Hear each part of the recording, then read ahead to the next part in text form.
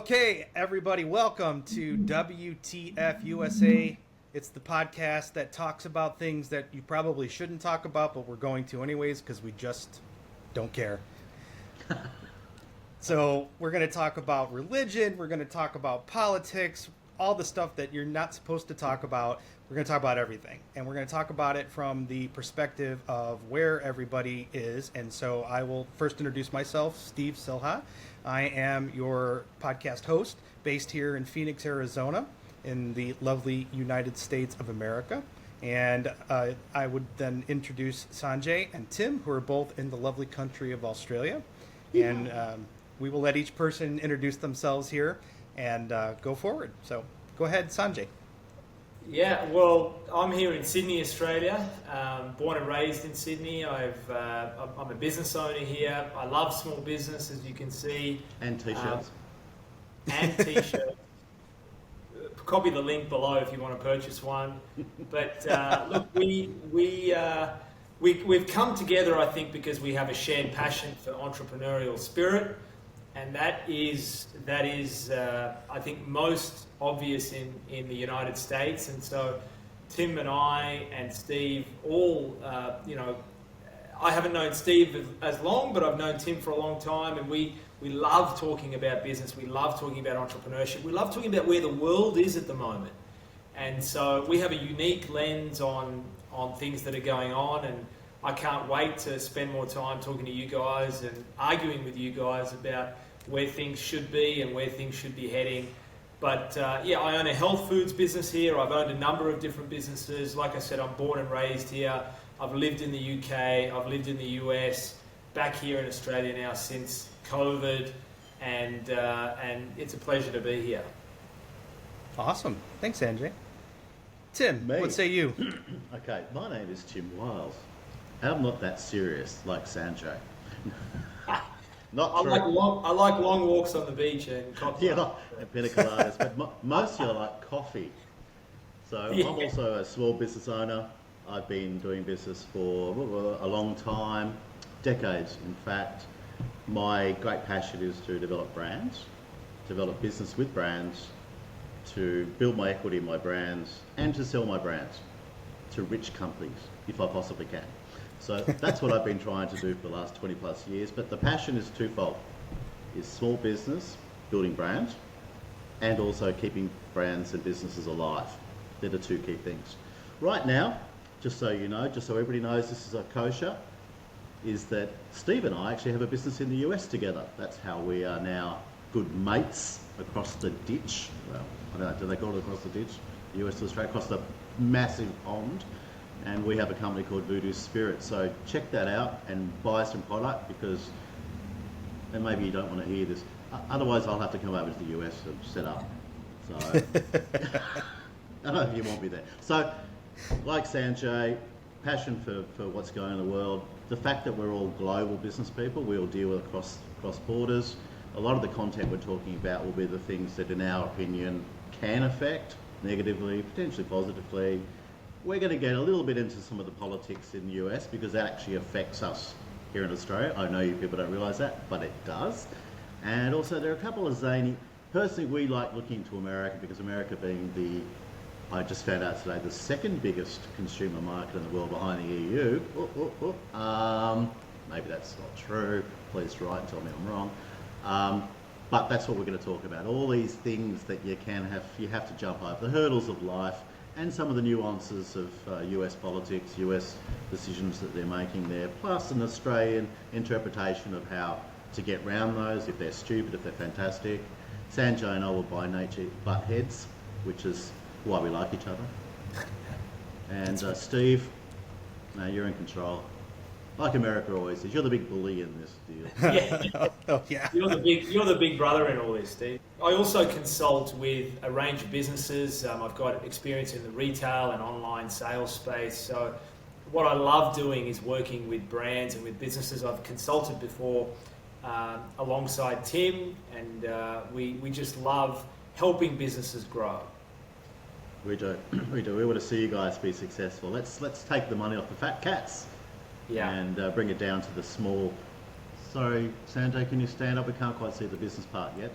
we love small business, so Yeah. we want to get the money away from the fat cats. I can show you more of this and less in my head, so it's a trade-off. Well, it's. I think we'd actually prefer to see the T-shirt more, Sanjay. If you're my personal opinion, mate, but that's only because you're way too good You're way too good looking. You're kind of bringing down my high level of ego. I was just going to say, if I get that T-shirt, I'm going to have to go to the gym and do a little work on the pecs. I'm not going to lie, it's a little small. I've just Love managed it. to put it on. See, this is the people out there, self-promotion, small business. This is how you do it. Yeah. Wear a T-shirt that's too small and get your pecs moving. That's right. That's right. I guess I'll give a little bit of background for myself too. All I said was I live in Phoenix, Arizona. You might want to know a little bit more about that. I've spent my entire career, for the most part, in the food and beverage industry, working in coffee and espresso and water dispensing systems. And in most cases, in fact, 90% of the cases, those companies were either owned or operated by another business in another country. And that's what has always made me interested in doing global business and doing a podcast like this because, I remember the first time that I went to the time I took my family to Italy. And the reason why I did that is that I didn't want my kids to feel like they're the center of the universe here in the United States, even though a lot of people feel that they're the center of the universe here in the United States. It's a huge world out there, and thanks to the internet, we now can connect super easy. Here we are, both of us, three of us, halfway across the world, and we're able to do this. And so that means to me that the opportunity to do business globally is wide open. And it just is a matter of connecting with the right people and the right ideas. And that's my passion. I love learning about other cultures. That's why this podcast was something I really wanted to do. A, I've always wanted to visit Australia.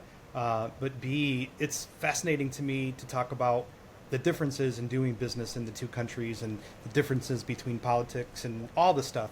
And so that's what I'm excited about, is that we have so many topics that we can go into that it's unlimited.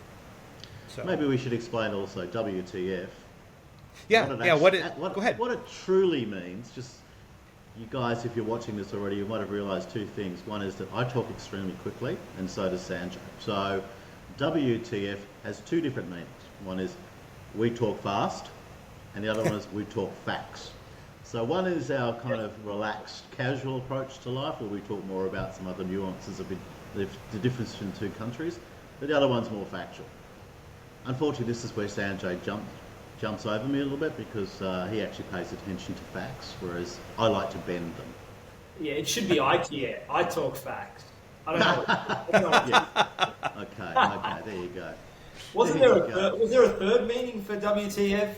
No idea what that one will be. The colloquial meaning? I think it's more of an interpretive thing, mate. I think people who are watching this now will assume that there is going to be a little bit of a, can I use the expression, bipolar part of this kind of conversation? A little bit serious, a little bit not. That's kind of how I've always run my businesses and the way I do deal with people generally. There's always a time for place for facts. There's always a time and a place for talking fast. Yeah, definitely. Well, I've got a lot of friends all over the world, and WTF is what I've been hearing a lot lately since pretty much the beginning of the year, ahead of the inauguration. And why is that, do you think, Steve? What's the catalyst for that? Well, I have something that I want to put on for you guys that I don't know if you've seen yet, but is the encapsulation or the epitome of WTF. So I'm going to put that on and let you guys see that, and then we could comment afterwards.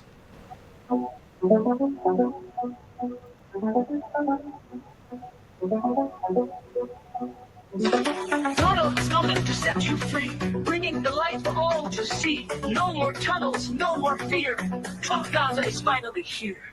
Trump Gaza shining bright, golden future, a brand new life. Feast and dance, the deal is done.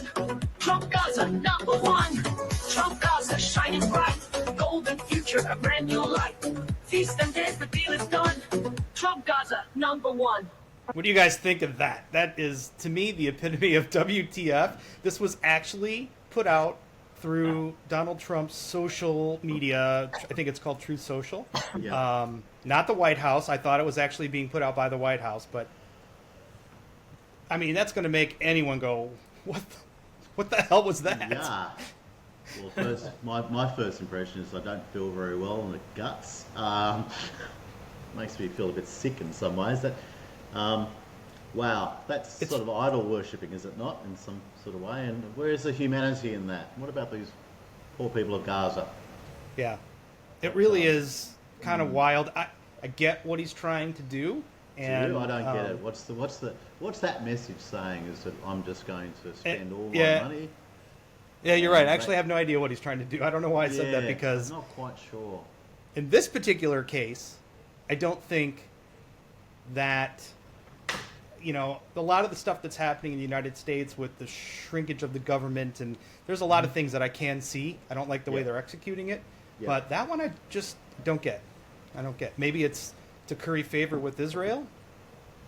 I don't see how, really, in all honesty. Or is it just a distraction? I don't know. It's kind of. I think it's the distraction. I think that, look, as a Trump supporter, what I was. Oh, sorry. It's hard to. There are some things that he does that everyone kind of just scratches their head and wonders where that fits in. But if there's one thing that this man is capable of and is very good at, that is getting the media cycle talking about him. And he knows that, you know, how do you get people to stop playing a video of him sucking Elon Musk's toes? Which you might have seen that AI video. I was going to put that one on here, but that one, talk about getting sick to your stomach. Ooh. Right? So you put out something else, and he's done this time and time again. So I don't think there's a serious angle to it. I don't think there's meant to be an inflammatory angle to it. It's simply Trump liking something he sees and putting it out for people to view and comment about. I mean, we're talking about him again, and that's what he's the master of.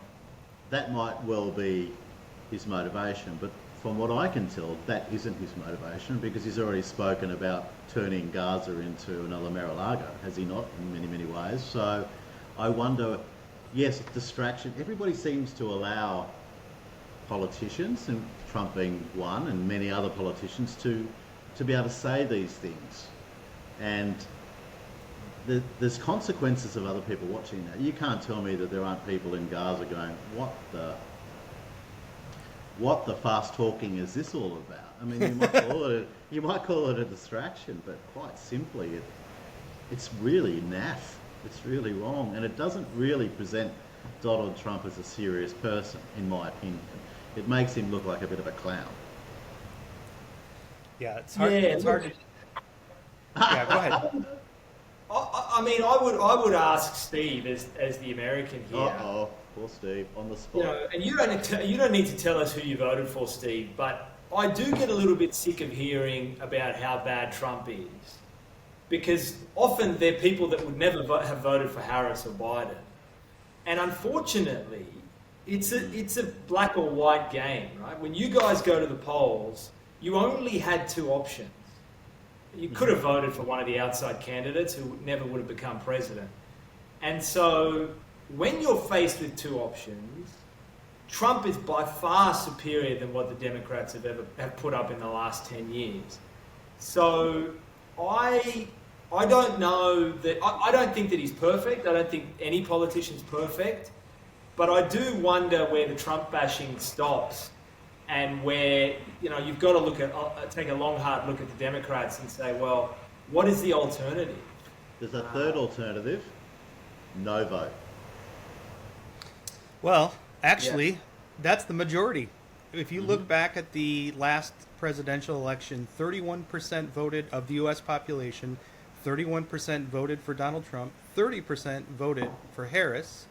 I think 1% went to other candidates, and then the rest of it, I think it came out to 38 or something like that, didn't vote. And I think, Sanjay, you nailed it. That's the reason why so many people didn't vote. I can't tell you how many times here as a U.S. citizen I heard, is this really the best that we have to offer? Which tells me, I think the problem is not not the people, not the candidates. It's the system. If the system is set up to where only two people who a lot of people didn't want to vote for and didn't, there's got to be better options than that. There has to be. I don't know what they are, but there's got to be. Well, in Australia, it's compulsory to vote. Which I was just going to say. Yeah, which in some way, and I think you'll back me up, Sanjay, is actually quite undemocratic. You should have the choice of not to vote if you don't want to. So if you don't vote in Australia, you actually get fined, don't you, Sanjay? You do. It's a $110 fine if you don't vote. Which is kind of undemocratic in a strange kind of way, isn't it? In a true sense of democracy. Wow, I never knew that. So what is the percentage of people that don't vote? Oh, it would be very, very low. But there'd be a lot of people who vote. I think the third candidate in Australia is always called Donkey. It's called the donkey vote. Yeah, called the donkey vote, which means that it's really a no vote. So you just literally put a cross at the middle of the page. And because once you get signed in to voting, what happens after that is no one's business but your own. Correct. So, as long as you register, Yep. you won't get fined. Yep. If you don't go, then you will be fined for not turning up. So you can draw a smiley face if you want on the ballot paper if you wish to. I don't know why you get that far and do that, but the other difference is that there's two main parties here in Australia as well. I would suggest that both those parties are much more moderate than both of the parties in the US. Would you agree? Yeah, so pretty much centrist. Maybe with centrist more towards business, which is the Liberal Party here in Australia, which is probably looks at some of the things that Trump's doing and goes, great, cutting down the public service, which is a real... See, I don't like how big the public service here in Australia is, and I'm sure Sanjay's the same. Regulations. So we can see some positive things, or I can, from Trump's position. Yeah. Doggy, is it? Doggy? Oh, no, Doge, that's right. And on the other side, our Labor Party, which is probably more inclined to be the Democrats, although it's not really, it's probably... it's more what you would call liberal. But, trade unionism, bigger government, all those sorts of bits and pieces. Climate action. So, but they're very close. I mean, the margin of difference between their policies is very... I guess there are some bigger things coming up now, nuclear power, etc., things like that. So that's where we sit. But we have a lot of smaller parties you can vote for as well. So, but Steve, what I don't understand is, a no vote in the US, you're not really participating, are you? If people are not turning up to vote, you've only been given the two options, whatever the fault of the system is. Why do you think so many people think that that's a good outcome for the country? I don't think they think it's a good outcome for the country. I think some people just either they're so freaking tired of politics here because it is literally, it's like lighting a can of gas on fire. It's just so touchy here that so many people don't want to talk about it. They don't want to think about it. They won't post it on their social media, and they just stay away. And they kind of, I think you've got three types of voters. The one that votes for the person that they believe in, one that votes for the person that's in their party and they hold their nose because they don't really have any other choice, and then those that just don't vote. And the ones that don't vote, I don't feel like, I think that they would believe, I can't speak for them because I don't really know anyone that hasn't voted, but I would imagine it's probably just that either they don't matter or they just don't want to deal with it. I'm not sure. Maybe they're illegal aliens, mate. Well, you can't. You have to be...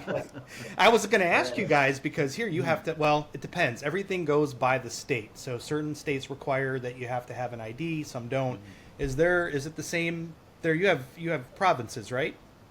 States. We have states. They're considered states. Okay, so Queensland... And we have a couple of territories as well, yeah. Okay. Are you required to bring an ID to vote? Well, actually, there's a roll here. So basically, your name is already on the roll, and when you go there, you say your name, your address, and they tick you off. But they don't make you prove you are who you are. Actually, they don't really, do they? I thought you needed ID, no? I probably only voted 6 months ago. It shows you how much attention I pay when I walk in there. Yeah. Sometimes I walk in there and I look at all the people outside who are trying to say, vote, vote, vote, and I go, oh, I don't like you, I'm not voting for you. Oh, I hate that. I know. Yeah. Same thing here. It's actually illegal to be on the actual property, so people will stand in the streets and, hold their little Not the signs same up. here. But I will tell you a very funny story about the last time I went to vote.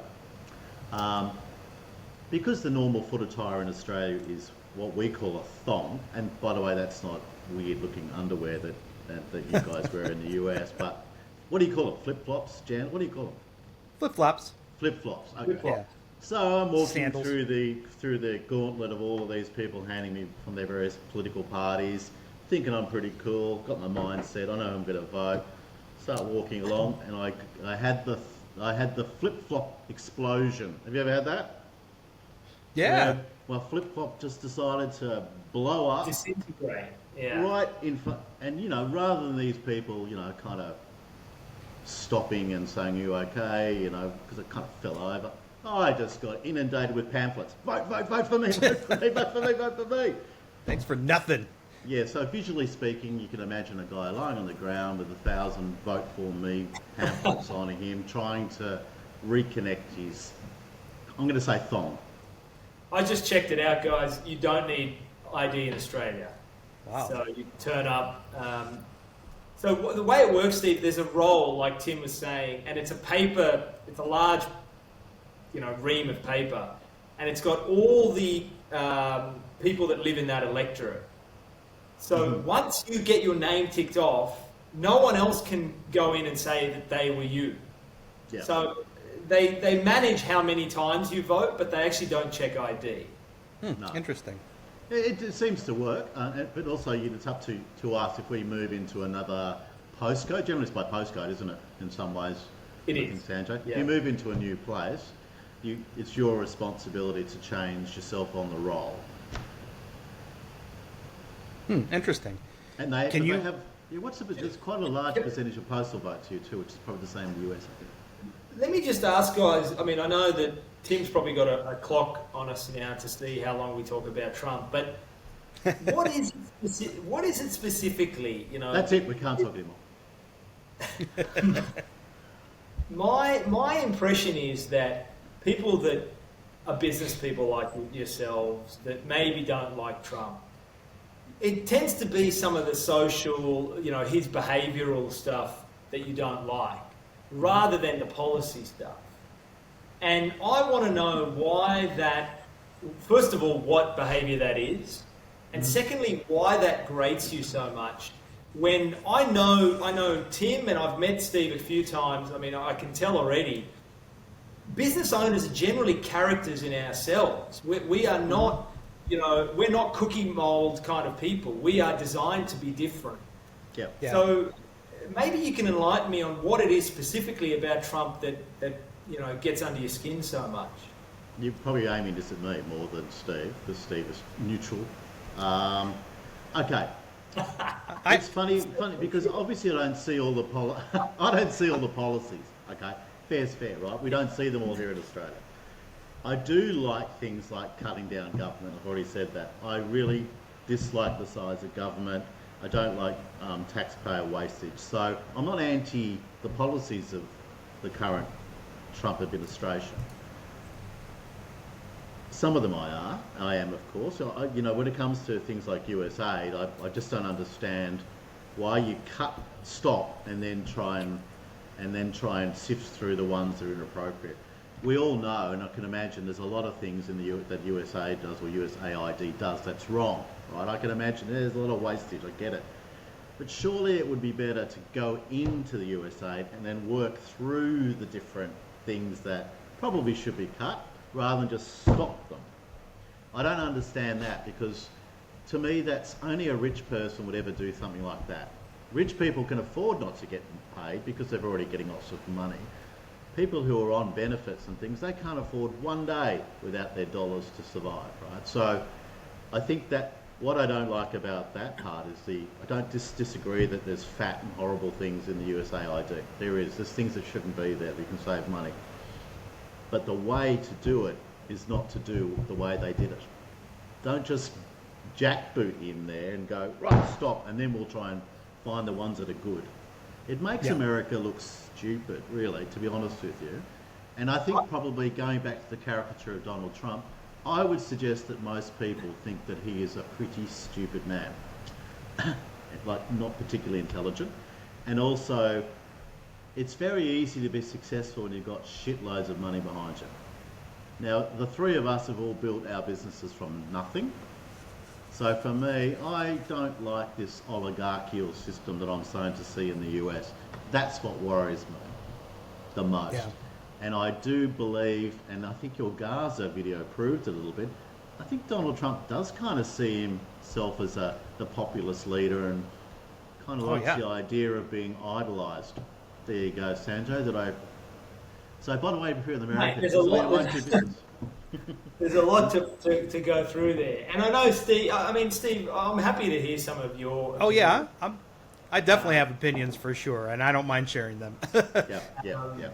Look, on the USA thing, from my reading of it, I think you're conflating that with what Doge is doing with a lot of other government departments. The belief within the Trump camp is that USAID is a corrupt organisation that was interfering in elections internationally, that was paying for stupid things like educating people about circumcision overseas, had a $20 million budget for that. And so he really thought that the fish stinks from the head. And that's why he wiped the whole thing. In terms of him being stupid, I cannot disagree with you more. I mean, to become president twice, to dominate in politics and media. Money. Mate, there's a lot of billionaires in the US and he's not the wealthiest. No. So... But he's one of the billionaires, and the oligarchical system seems to be taking over the US. Yes. I'll tell you as a... I think money in politics, or too much money in politics, is a problem. I don't even disagree with that. Yeah. I do think, though, I think there's a lot of intelligence under that wig or that hair.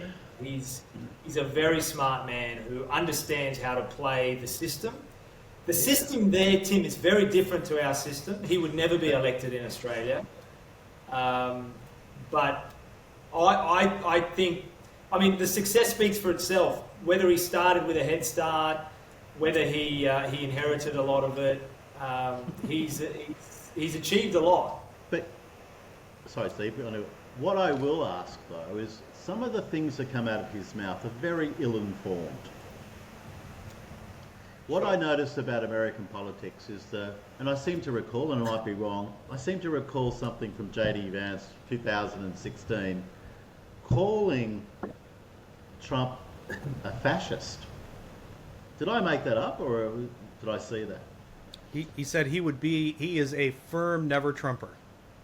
There you go. See, that's one of the things that I see from being here in Australia is the number of how quickly you can say one thing and then say something completely different the very next day, and no one takes you up on it. Now, that wouldn't happen here in Australia, I'm sure it does happen, but people, I guess what I'm trying to say is what you say is what people hear, is what they believe. So when I say Donald Trump's not smart, I'm not saying he's a stupid man, low IQ, not at all. I'll probably rephrase that. He seems incredibly ill-informed, and he goes off the cuff, so that suggests there's no real strategy or plan. Yeah, okay, he's just doing that to sort of change the think, oh, Gaza, that's funny, It's not, though. There are people who watch these things and believe these things, and because they believe what they're hearing. Yeah, I think that he obviously understands the American people very well. And that's who he needed. Is that why 31% of them voted for him? Well, tens of millions. He understands a portion of the American people. Tens of millions voted for him, right? But tens of millions didn't. But he's the president. What relevance is that? I think I want to be the president of the US. Your candidate lost, Tim. Your candidate Harris lost. I don't know. I just think, okay, first and foremost, I don't have an opinion on the Democrats at all. I think, apart from the fact that I think some of their social strategies were completely wrong, like really, really wrong. If I was in the US, I would be a no voter. I just want to make that clear. Yeah. Yeah. Oh, I'm not a Democrat, mate. No. I hate big business. I hate big government. There's no way I would ever I vote guess for by that. being a no voter, you would have risked the Democrats winning, which meant you would have That's risked exactly what happened. you would have risked more money going out to wars. I mean, 350 billion spent on the Ukraine war, which Trump is trying to pull back. It's 100 million. It's 100. It's not 350. Again, that's wrong. Yeah, that's Look so at the to facts from the Pentagon. This Whatever is the that problem figure with is, Biden was just giving it out, though. There was no payback mechanism. Trump is bringing that in now to get some money back from the Ukraine. Okay. Which anyone that's funded wars, any country that has funded wars in the past does. That's good I'm going to business. jump on you for this one, mate. Okay. So, what I understand, and this is what I've been reading about that, the actual amount's about 105 billion, I think, in total. And of that, some large percentage of those billions of dollars that was allocated to give weapons to Ukraine was actually spent in the US. So they shipped out old military stock, and they used that money to replenish with newer stock. That's what I've heard. That's not what I've read. Yeah. But do you But do you even want to even Macron pulled him up on it, mate. It's not 350. He did. That's just a pie. Do you Anyway, want the to week before, explain, whatever the number is, Yeah. let's say it's 10 billion. Do you want to Yeah. explain to Americans why they should be spending $10 billion without a payback plan? the fact Well- that Ukraine was invaded by Russia and people are dying, that would seem to be. And this is one of the things I would say. Why doesn't Australia give more or Europe give more? Australia's They have a given- smaller GDP. Australia's given what, $2 billion, I think, in Proportion of GDP, the US is way high, gives way more than anyone else in the world. Yeah, Proportionately. yeah. That's not true. That is true, mate. The Baltic states give a much larger percentage of their GDP to Ukraine than America does. Poland does. They all, God, mate, you got to. This is one thing I don't like about what I see about the Trump administration, is facts are lied about. Facts, and even Donald Trump changed. I think it was $500 billion last week that they said that they took, and now it's 350. Maybe it's not even that. That's all. Going back to your initial question, Sanjay, about why there's so much hate for Donald Trump here, and it goes right back to what Tim just said, is that he does not tell the truth. I don't think anybody that I have in my in my atmosphere that are Trump supporters would really argue from that, because he's been caught numerous times stating one thing and then something else is true, and it's because he is, I'll agree with you, he's very intelligent, he knows what he's doing, and he lies purposely to inflate it, because that's what works with the people that support him, because he doesn't care. The truth will come out eventually. It doesn't matter. But I mean, like, for example, I think it was the NAFTA agreement that he said was such a horrible agreement. It was his agreement. It was him. Yeah. Yeah, but it doesn't matter, and that's what's so frustrating for me, because I value the truth. I work. I don't even have to say I work hard. The reason why I tell the truth is so I don't have to work hard. I don't have the kind of intelligence to back up things that I've said. I You know what I don't mean? disagree. I don't disagree with you, but I've got a question for you. Why are you holding him to a standard that you've never held any other politician about? How do you know? I don't. That's the problem right there. That's an assumption. Tell me a truthful president that you had.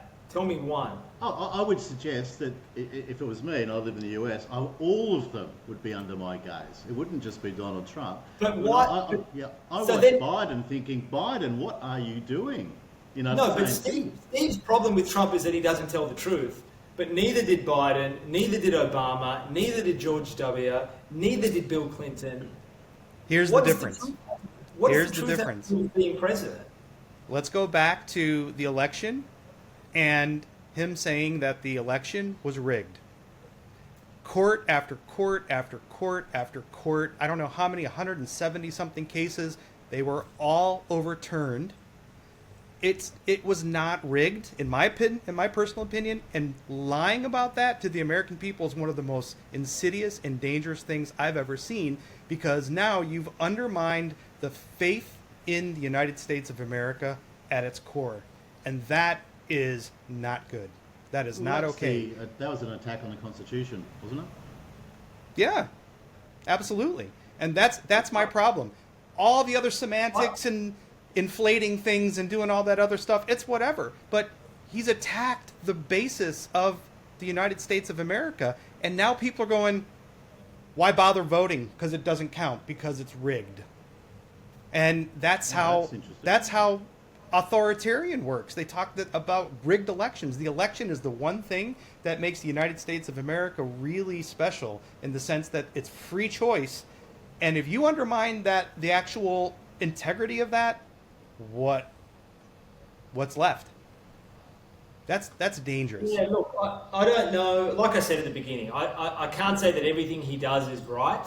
I just look at the options, and I don't hear you guys criticising the alternative. So because to me it doesn't make any difference. The alternative's not in the office right now. Yeah, it's just the reason to focus on Trump and the rest of the guys that are in his crew and women who are in his crew is because of what they say now. I will never idolize any president, whether... Some of the stuff that I'm hearing, I expect from the corporate class, right? No one is... they're not experienced enough. They're not good enough. They haven't passed the right test. When you look at his cabinet, they are a bunch of, effectively, entrepreneurs, right? You've got his defense minister is a television anchor. He has a tech entrepreneur running Doge. He has, a director of the FBI that is Kash Patel that came through, very middle class roots in the way he was raised and became a lawyer. I mean, these are our types of people. I've met a lot of business people. These are our types of people. But I've heard a lot of people criticising the Picks for being inexperienced or new to Washington. And his whole thing is, I'm going to change America, and we're going to put people in the position to take on leadership positions in the next 20, 30, 50 years that never would have gotten there without the elite system that was in place. So that is a major problem in American politics. You're right. It's an elite system. There's a lot of good stuff happening as well, guys. It's not all, Just on that, firstly, I'm not disagreeing with you. Firstly, everybody needs time to be in a role. We know that, of course. So the choices that were made, at the moment, I don't have an opinion on, because I just want to see what the outcome is, that's all. The only thing I'd always be nervous of, from what I've seen in this very short time, 30 days, isn't it, or less, whatever, is that I want to hear some of these people speak their own opinion. I'm kind of not seeing it. Like you talked about the But Tim, it's not Australia. It's a presidential system. Yeah, but it's not a party. But the president isn't above the law, mate. That's do you know no. what I mean? Well, yeah, and unfortunately, yeah, that's. I mean, it's difficult for me to. Obviously, I'm a big supporter of Ukraine, so let me throw that out there right now. I think it's. Yeah.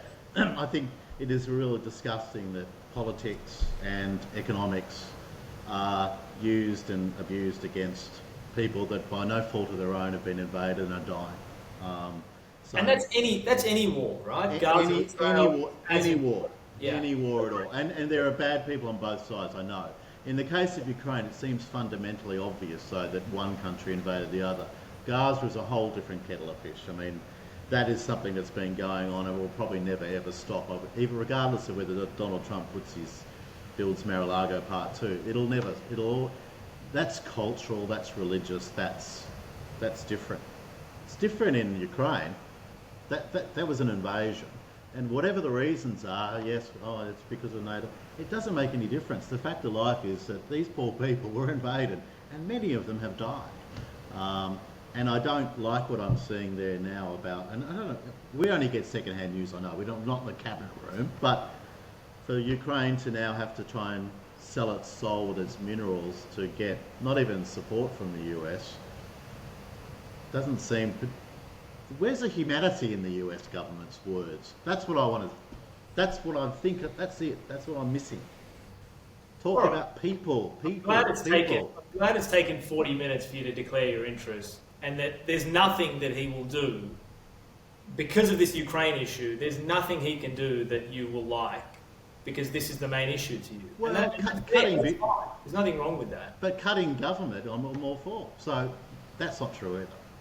Well, Yeah, you know, I mean, you know, it's hard to pick and choose, Tim. no. See, this is the difference between. I'm not talking about. I'm only commenting on what I'm hearing and the policies and the words that are coming out of people's mouths. That's all I'm concentrating on.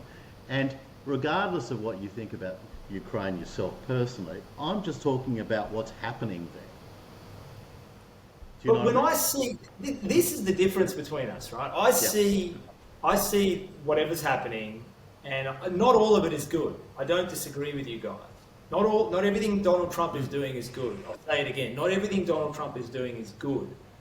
But when I look at the whole picture, I see net good.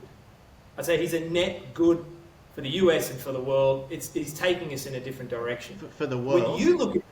When you look at the picture, you see everything and you say, oh, small government good, but you see net bad and you say he's bad. I don't know why that is. Oh, because of what he But says it's a and the very actions different- they make. Well, I think, you know, and Ukraine was a democracy. Whatever all the bullshit that people talk about, oh yeah, it was a corrupt government. No, at the end of the day, I think why I get a bit negative about the Donald Trump and his crew is that I'm not sure if they listen to facts. Yeah. Here's Yeah. my problem with them is I think integrity is really important, and Good the word. Republican Party, which is really no longer a party anymore, the real Republican Party is gone. It is truly the MAGA party. I cannot tell you how many of the key people that he has in different positions have said when he was first deciding to run in 2015, I think is when he officially announced, right? He went in 2016, so probably 15 or 14. Ted Cruz, I can't think enough off the top of my head. So many people talked about how horrible he was and that he cheats and he lies. And, you know, Lindsey Graham saying that if he becomes the president and we accept him in this party, it'll be the worst thing that ever happened to the Republican Party. And then, true to typical nature of and this is what solidifies the cynicism in the majority of Americans, that just goes right back to the whole thing that politicians lie and they do whatever they want to do to get what they want. And all those people, I mean, come on, who's the guy from Marco Rubio? Didn't he talk about Marco Rubio's father saying that he says horrible things about people? And I understand why he does it. He does it to get under their skin. It's politics. It's a rough sport, which is why I was actually going to run for state senate in Illinois. Never did it. Because I don't think I've got thick enough skin for it. But Yeah, I don't think I could survive that. yeah, so many of these people, just switched right over. And all it says to those 38% that didn't vote is you can't trust any politician because look what they're doing. And it happens on the Democrat side too. I'm neither Democrat or Republican. I vote for who I think is the best candidate. And By the way, do you vote on your state issues or do you vote on federal? both. Yeah. Both, yeah, definitely. And you only get to vote on the state issues as part of being a resident to that state. And then the federal issues are also on there. Yeah. So, yeah. but that's what I think, that's what bothers me. In Australia, Steve, we have to vote on 3 elections. So there's the state election, the federal election, and local government.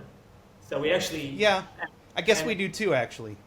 But it's compulsory. So we get fined if we don't vote in either of those. So it wow. feels Is like you're going to the polls every year. Yeah, Are so you it's a allowed to third- vote by mail? Yes, And yes, you are. you can. depends But on you- the state. There is a cutoff though. Yeah. There's a time where you have to do it by. So I don't Yeah, know what same. percentage. It's quite a large percentage. But I mean, for example, back to the idea of small government. There you go. I believe that's what Sanjo just proved. Australia is fundamentally gee whiz, I'm going to lose everybody I know as friends. A socialist country in some ways. We are. And for us as small business people, we are most definitely the forgotten many, aren't we, mate? We are. Regulations are make us very uncompetitive. The mere fact that we're thinking about doing business across in the US, it is so difficult for most Australians to think beyond their local postcode if they're a small business, because there is so much required here. Minimum wages are extremely high. Certainly in our areas, which is hospitality, food service, it's the amount of money you spend on wages. To describe it to the American viewers, Steve, we're like California times 10. So we have the highest taxes, the highest wages. Every government agency, from the Environmental Pollution Authority to Safe Work to HACCP to all sorts of. Tim would know because he was in manufacturing more than I was. But you're constantly being told to comply with a new regulation, to get a new certificate and pay fees for it. And it just adds up and adds up. The cost of electricity in Australia is killing business. Just the cost of energy is doing a lot, particularly in hospitality. It's killing a lot of businesses. It is. So it's a real problem. And maybe that's where my passion for, I guess, the capitalist society of the US comes from, because business comes first in the US.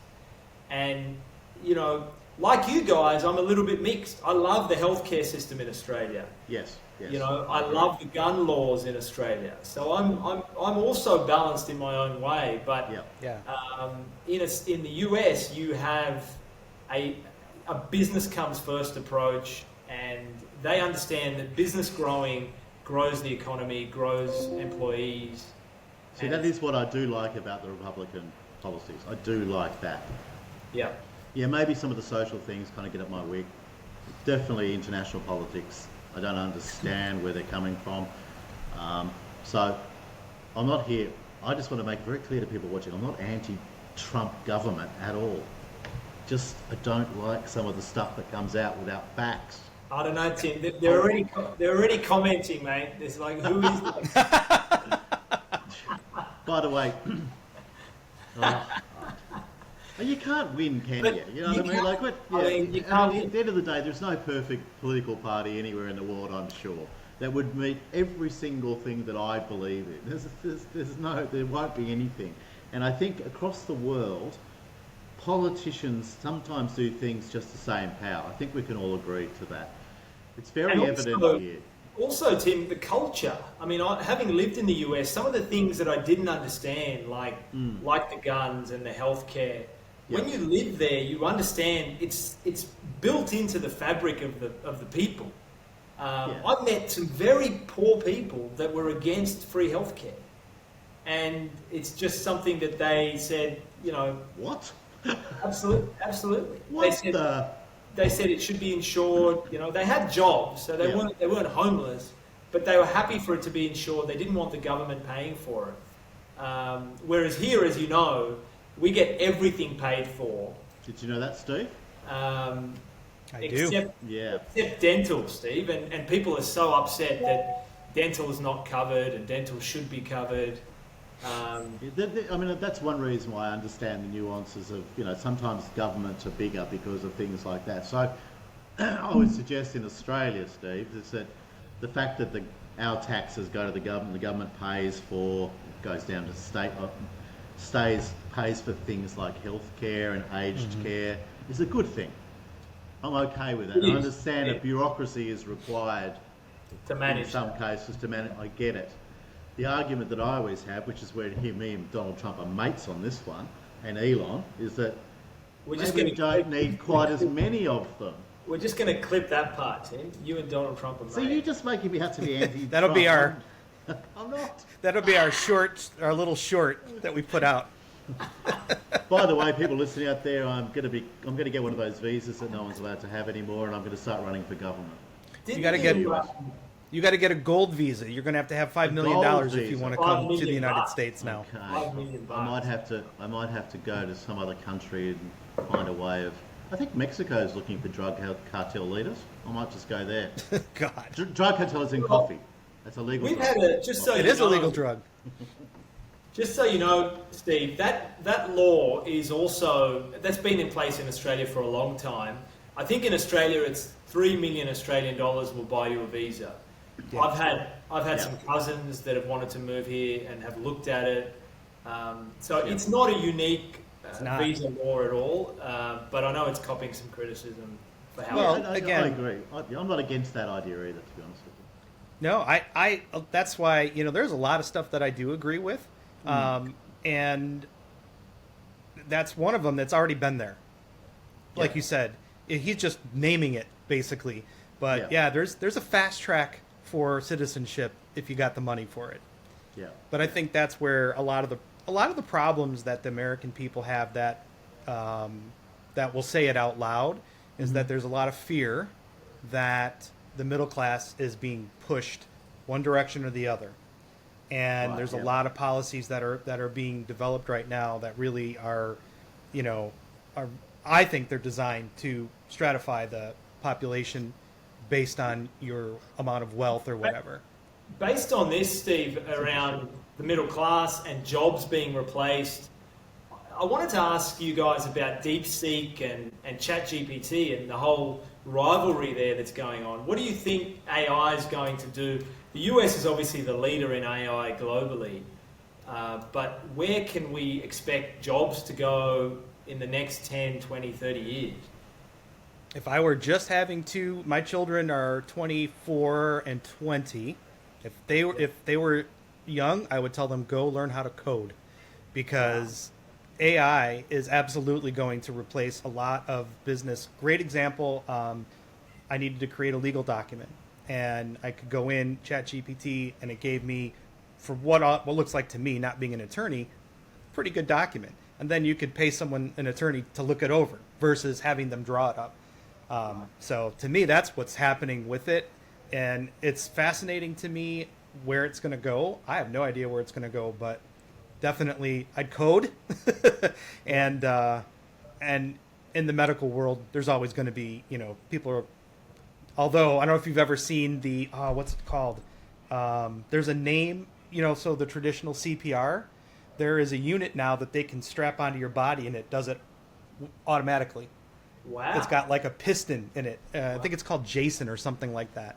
And so as technology continues, there will be less and less need for humans and more need for equipment. So I think Tim had a girlfriend that used to just be a piston like that, lying on top.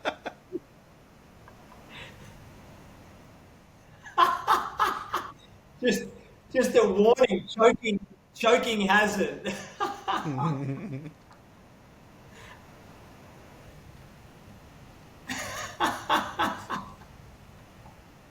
And she broke up with you, right? She.